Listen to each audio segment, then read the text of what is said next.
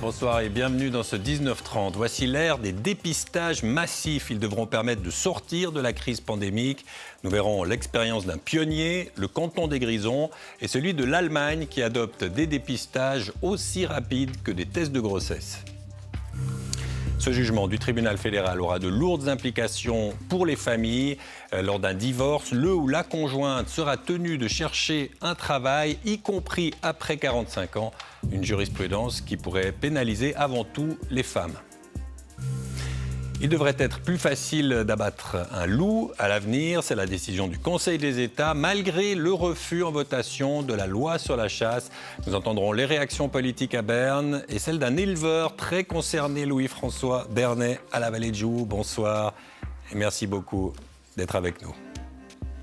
La résistance s'organise contre la suppression des cartes journalières CFF vendues par les communes.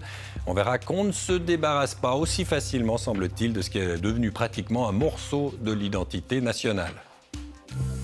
Nous irons à Minneapolis, aux États-Unis, où patrouillent des milices d'autodéfense. À Minneapolis, où débute le procès du policier accusé du meurtre de George Floyd, un meurtre qui avait causé une indignation planétaire. Nous rendrons hommage enfin au dernier héros de l'épopée mythique du football suisse en 1954. Roger van Lanten est mort, il était l'un des plus grands joueurs du pays. Il avait entraîné l'équipe nationale et puis à Lausanne, ceux qu'on appelait les seigneurs de la nuit. Après la vaccination, le dépistage systématique est le deuxième axe de la stratégie des États contre le Covid. En Suisse, les cantons s'y mettent peu à peu. À Fribourg, par exemple, aujourd'hui, c'est le début d'une phase pilote de dépistage préventif. Les transports publics fribourgeois vont tester régulièrement une cinquantaine de chauffeurs au moyen de tests salivaires. Des EMS et des écoles vont également participer à ce projet. En la matière, les Grisons font figure de pionniers. Ils ont mis en place leur stratégie progressivement depuis fin décembre déjà. Des tests à large échelle dans les écoles, les administrations, les entreprises. Nous sommes allés observer dans les Grisons une stratégie qui devrait bientôt concerner aussi la Suisse romande. Reportage Günther Koenig et Séverine Ambrus. Un test Covid salivaire fourni gratuitement sur son lieu de travail, que l'entreprise se charge ensuite d'envoyer au laboratoire. Pour les employés de ce fabricant de capteurs électroniques dans la commune grisonne de Landquart, c'est désormais la routine du début de la semaine. Et la mesure est bien accueillie. La grande majorité de l'équipe a accepté de participer.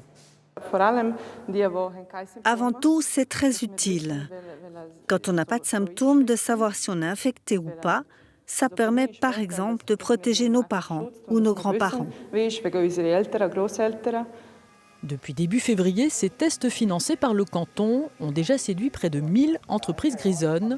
Pour le directeur de notre entreprise de Landquart, le choix s'est fait sans hésitation. Tous nos employés n'ont pas la possibilité de télétravailler, surtout celles et ceux qui travaillent à la production ou certaines personnes dans l'ingénierie.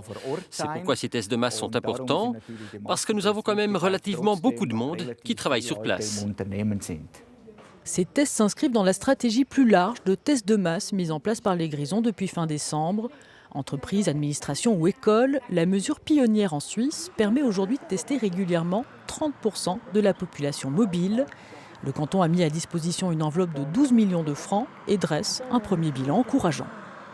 On peut voir des effets. On a une image très claire sur la situation pandémique dans le canton. On voit vite où on doit réagir. On a pu créer des réactions de la population positives. La population veut contribuer. L'ensemble des données scientifiques n'est pas encore disponible, mais selon les autorités grisonnes, durant cette saison d'hiver où le canton est très fréquenté, ces tests de masse auraient contribué à éviter une explosion des cas. Nathalie, ça nous concerne vraiment tous. Le dépistage, c'est vraiment l'outil stratégique de la Confédération de plus en plus. Ça va venir en Suisse romande aussi, mais ça peut varier beaucoup selon les cantons.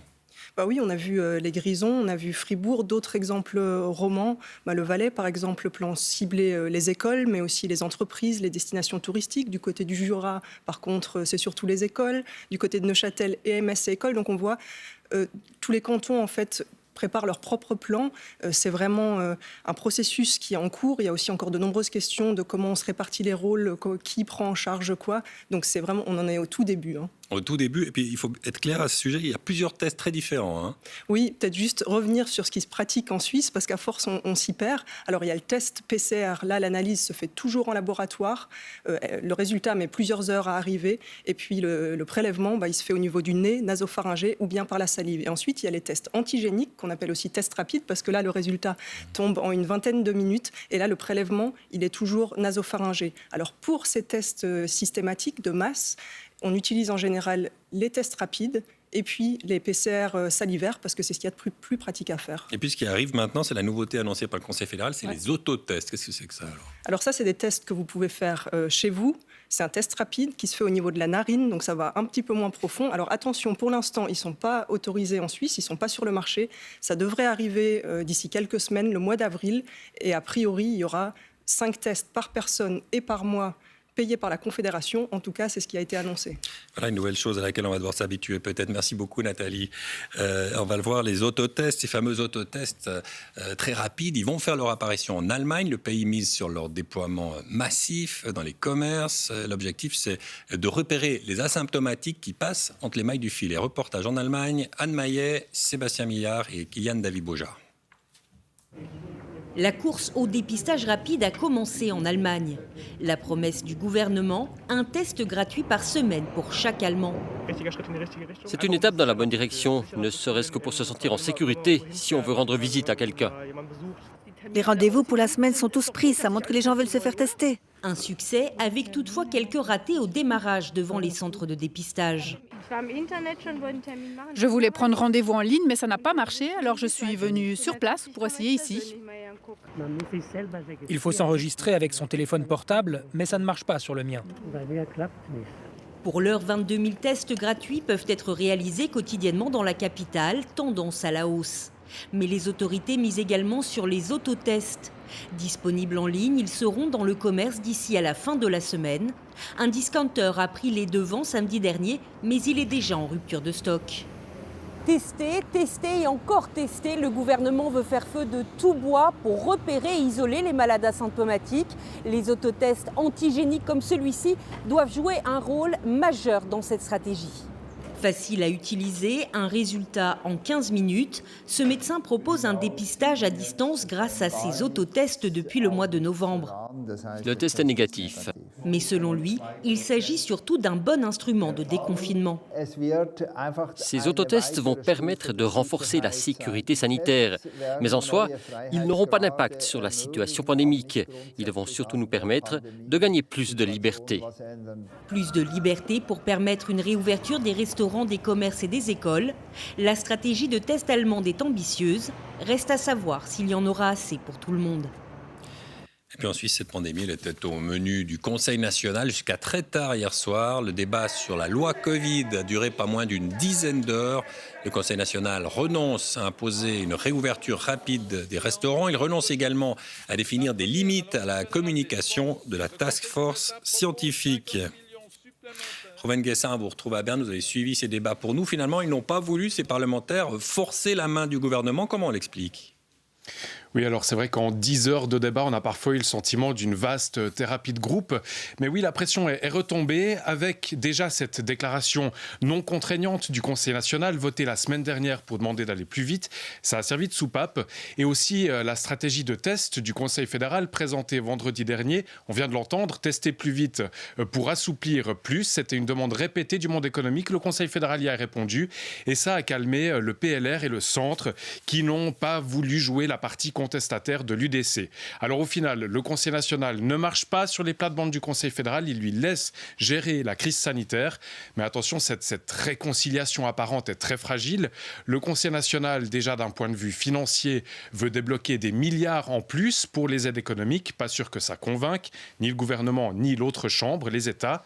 Et puis le gouvernement doit annoncer ces prochains jours comment il compte assouplir davantage les mesures. Alors si ça va trop vite ou pas assez vite, on l'a assez vu ces dernières semaines, la frustration des parlementaires peut vite repartir de plus belle. Merci beaucoup Rouven. C'est un jugement qui aura des conséquences très importantes sur les couples divorcés. Le tribunal fédéral clarifie la question des pensions avec une jurisprudence qui pourrait pénaliser financièrement avant tout les femmes. Explication Théo Janet. L'obligation d'entretien, un terme un peu barbare pour qualifier en cas de divorce la pension qu'un parent, aujourd'hui majoritairement masculin, doit payer pour l'entretien de son enfant ou de son ancien époux. Dans la plupart des cas, c'est la femme qui bénéficie de cette contribution. Jusqu'à présent, cette personne qui avait quitté son travail pour s'occuper de sa famille était protégée par la règle dite des 45 ans. En cas de divorce, au-delà de cet âge, on ne lui demandait pas de retrouver un travail. Elle recevait donc une pension, une protection. Aujourd'hui, cette règle saute. Il y avait une protection du fait de s'occuper des enfants et du ménage. On est protégé pendant le mariage et on va être protégé après, en principe. Aujourd'hui, eh bien, cette protection, elle ne dure plus que dans le mariage. On va pouvoir exiger, même d'une personne âgée de 45-50 ans, qu'elle retrouve du travail, même si elle a été éloignée pendant longtemps. Des critères tels que l'âge, la santé ou la situation du marché du travail seront pris en compte. Mais du côté des mouvements féministes, une égalité de traitement homme-femme après divorce, on est pour, mais cette modification précise est prématurée. On n'est pas d'accord avec de tels changements tant qu'une réelle politique en faveur d'égalité n'est pas menée en Suisse. On a d'abord besoin de conditions cadres, qu'au moment de la naissance des enfants, il n'y ait pas de question qui c'est qui va diminuer le taux parce qu'en fait, madame, elle gagne tellement moins que le monsieur qu'en fait, le choix aujourd'hui ne se pose même pas. Du côté de la fêtière masculine Menor.ch, cette mise à jour correspond aux réalités sociétales d'aujourd'hui. La plupart du temps, les privilèges, c'est les hommes qui les ont, mais de temps en temps, il y a aussi les femmes qui en bénéficient, et ça, c'en était un de privilèges. Et donc, ce patriarcat, maintenant, il doit régresser, il doit fondre, il doit disparaître. Et malheureusement, ça passe des fois par des étapes difficiles, abruptes comme celle-là, mais sur le long terme et pour la société, c'est clair que ça va vers un mieux. La question de l'après-mariage, une thématique plus que jamais d'actualité dans un pays où 2 mariages sur 5 se terminent en divorce. Voilà une vieille connaissance du débat politique suisse. Le loup doit pouvoir être abattu plus facilement, a décidé le Conseil des États aujourd'hui. Une décision qui intervient 6 mois seulement après le refus de la loi sur la chasse par les citoyens. Valérie Gillot. On pensait l'avoir chassé pour quelque temps avec la votation du 27 septembre dernier. Le loup est pourtant déjà de retour sous la coupole fédérale. Une motion demande de revoir à la baisse les critères pour tirer les loups qui font des dégâts ou se rapprochent trop de l'être humain et de renforcer en parallèle la protection des troupeaux.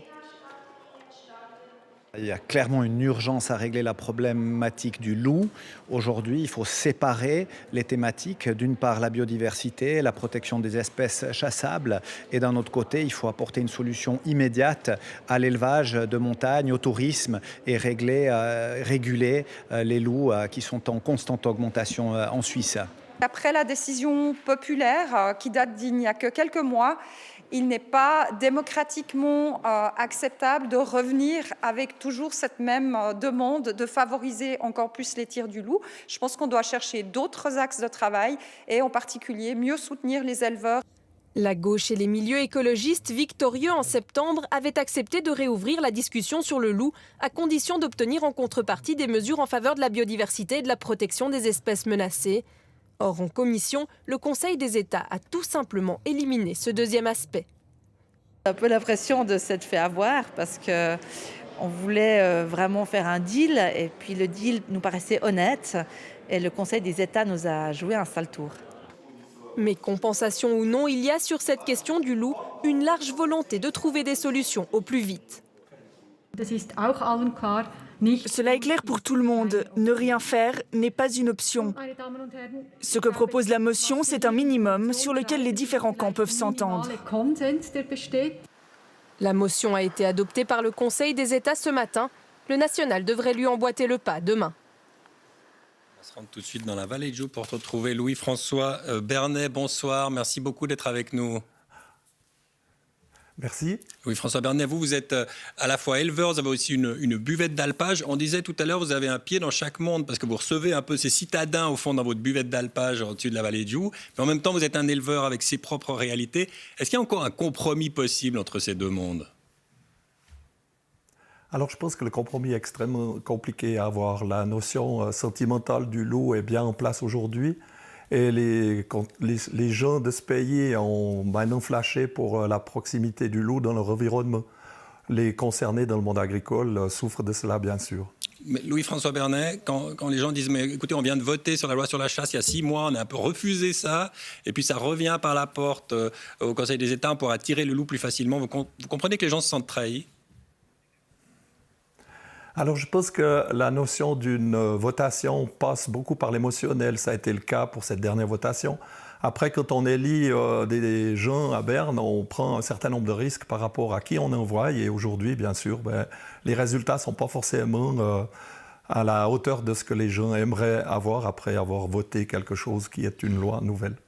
Ce que vous demandent au fond les Verts, les organisations de défense de ce prédateur, du loup, c'est au fond d'accepter de vivre avec d'autres moyens de protection des chiens, des barrières. Est-ce qu'il n'y a pas tout de même une voie à trouver là?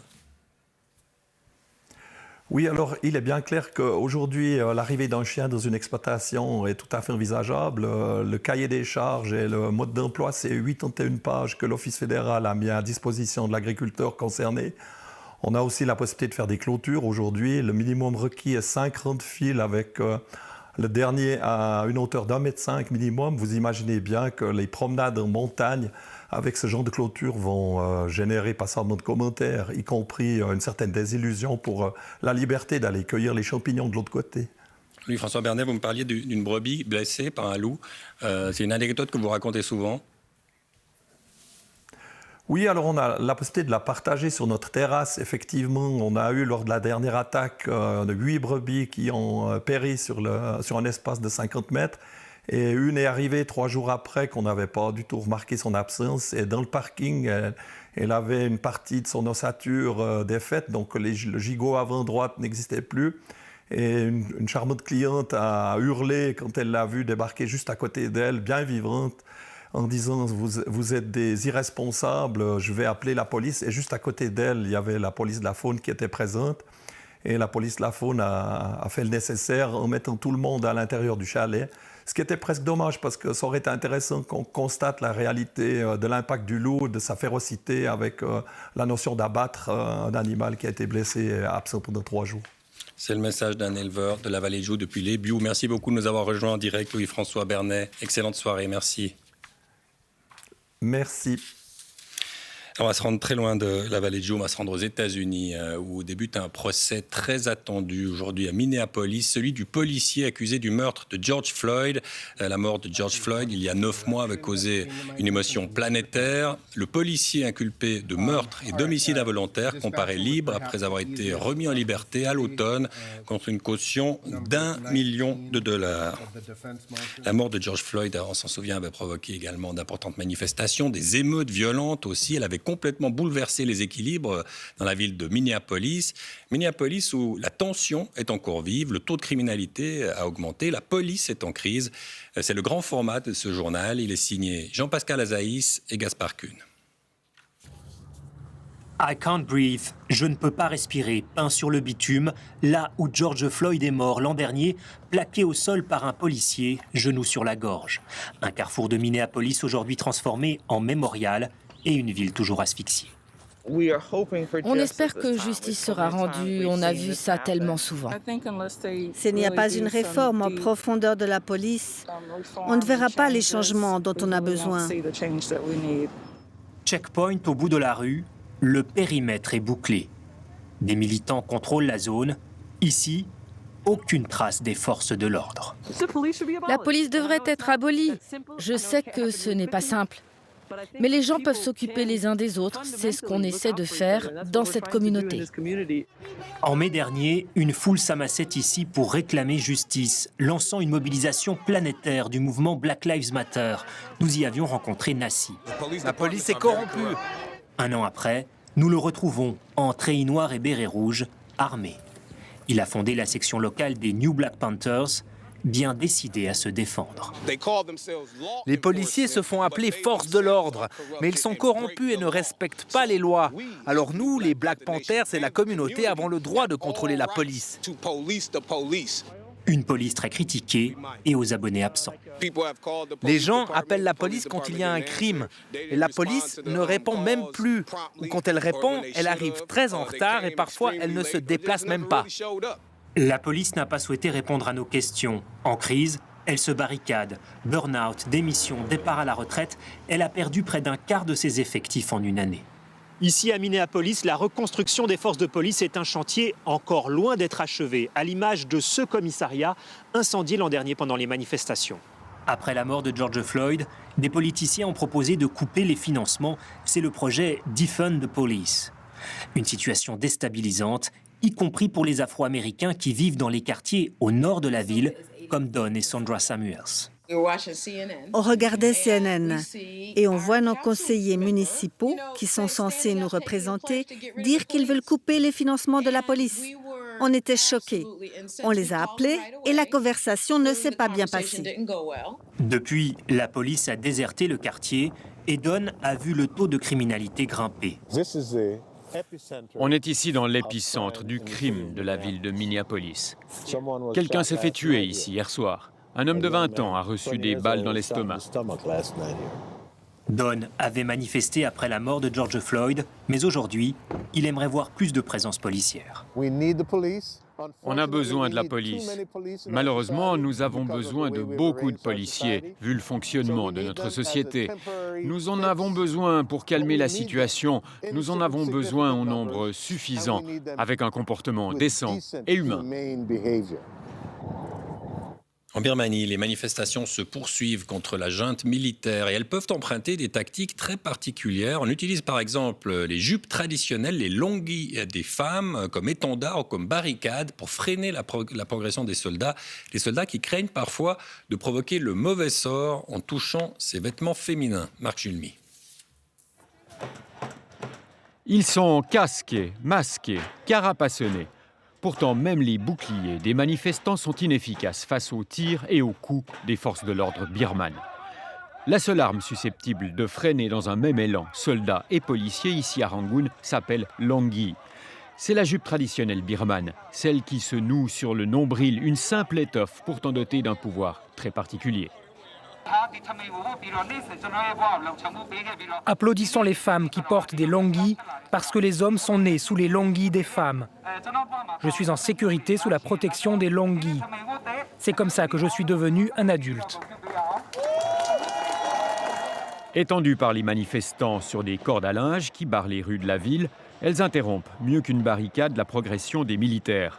Car aucun Birman, surtout d'origine populaire, ne prendra le risque de passer sous les longis des femmes, suspendues au-dessus de sa tête. Il y perdrait son pouvoir et son prestige. Les longis sont une protection physique et ça ne protège pas seulement les femmes individuellement. Aujourd'hui, ça protège la nation.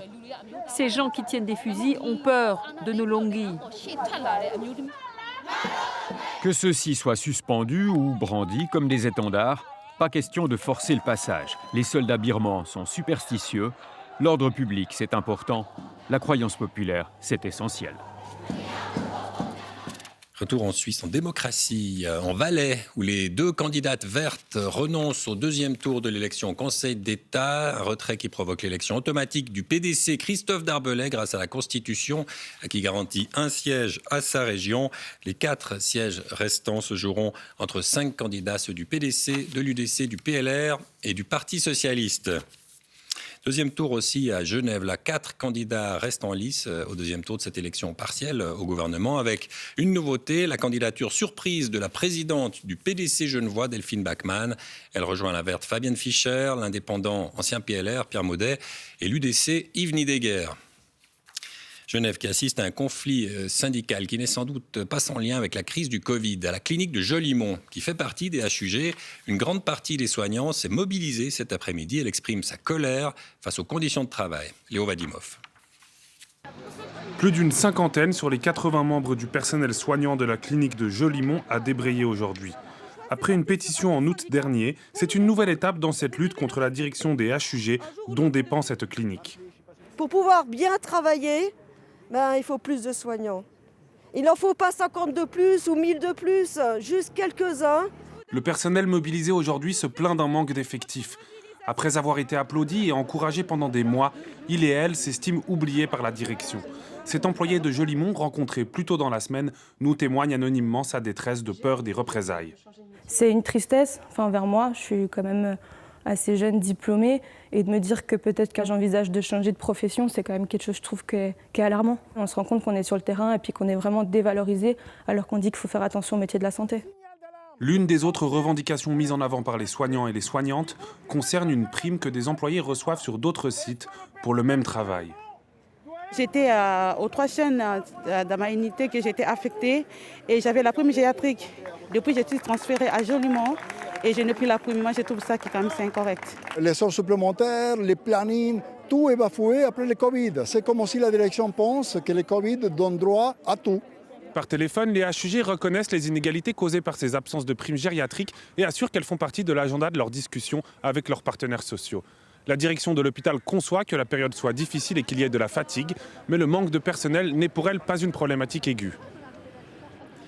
Si le virus aura déstabilisé notre mode de vie cette dernière année, un autre virus provoque des ravages dans le monde des chevaux, parmi les chevaux de compétition en particulier. L'Europe n'a plus été confrontée à une telle épidémie de ce qu'on appelle une rhinopneumonie depuis plusieurs décennies. L'inquiétude est vive, en Suisse romande également. Romain Boisset.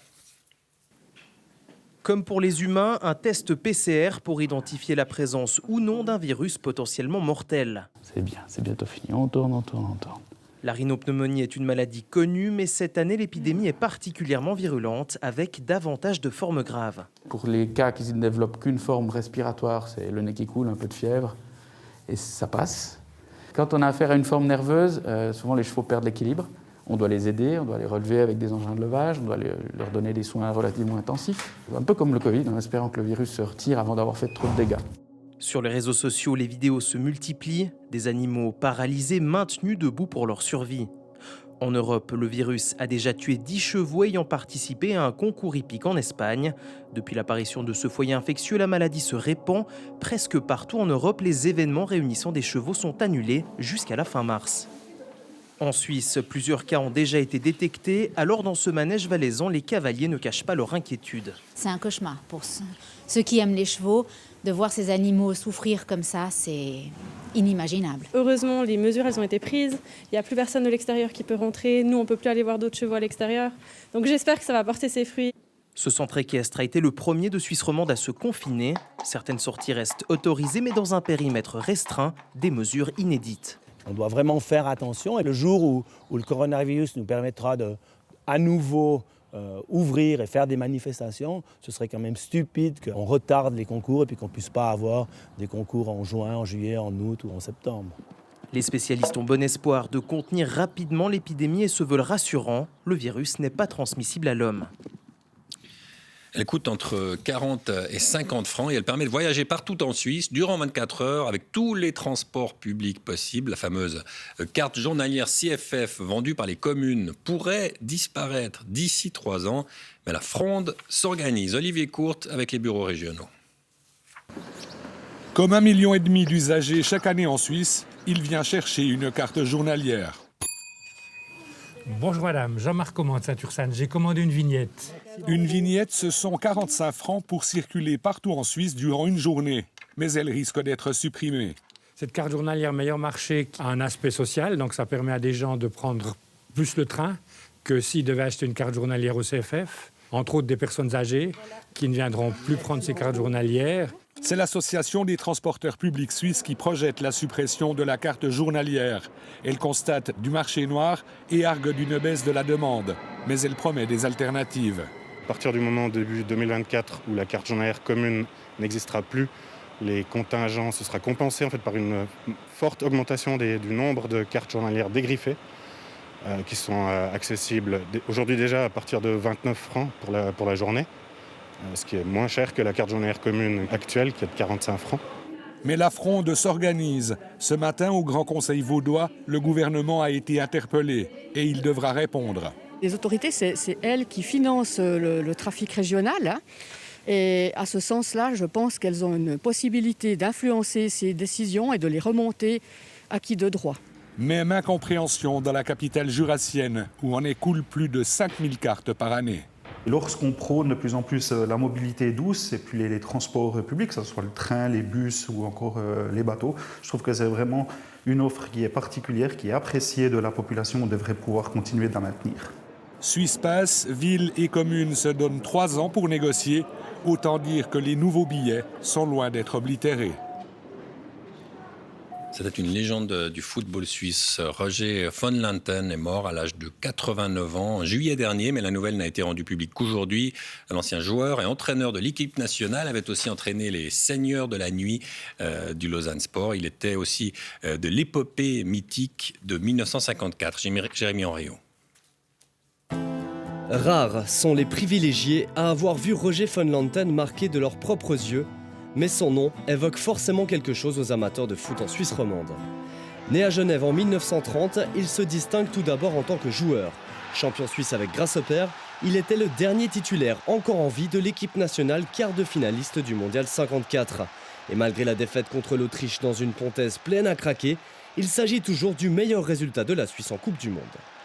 Cet exploit lui ouvre les portes très fermées à l'époque de l'étranger, où il fait office de pionnier en rejoignant le prestigieux Calcio et l'Inter Milan. Un chevronné, à quel moment doit-il cesser son activité de footballeur? Eh bien, je pense que ça dépend de divers facteurs. Tout d'abord, la condition physique. Si le joueur n'est pas trop usé, n'a pas trop dépensé ses forces. Puis après, aussi de l'envie de jouer. Beaucoup se souviennent également du Genevois pour son parcours d'entraîneur au Lausanne Sport. À la tête des Seigneurs de la Nuit, il marque de son empreinte quelques-unes des plus belles saisons du club entre 1967 et 1972. Après un mandat mitigé comme sélectionneur national à la fin des années 70, il met de côté le professionnalisme, mais ne quittera jamais totalement le football.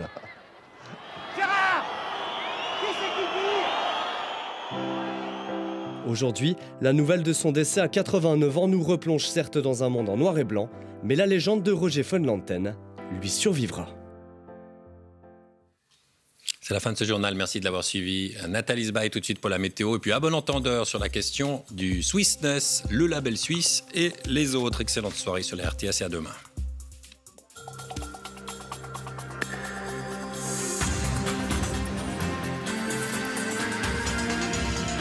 Suivez l'information en continu sur RTS Info.